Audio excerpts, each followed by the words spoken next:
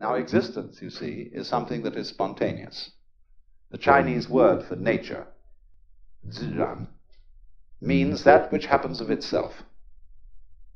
Your hair grows by itself. Your heart beats by itself. You breathe pretty much by itself. You don't have voluntary control over these things. So we say it happens spontaneously. So when you go to sleep and you try to go to sleep, you interfere with the spontaneous process of going to sleep. Try to breathe, real hard, and you find you get balled up in your breathing. You've got to let go and let it happen. Because if you don't, you're going to be all clutched up.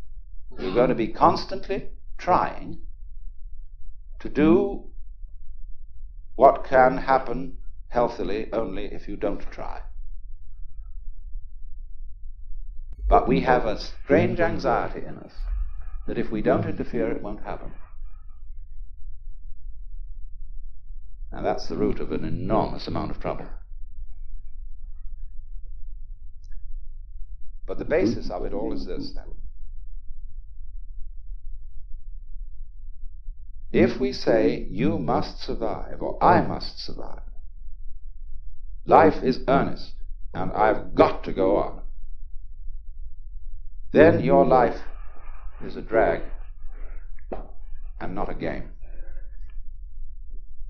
Now, it's my contention and my personal opinion, this is my basic metaphysical axiom, shall we put it that way, that existence, the physical universe, is basically playful.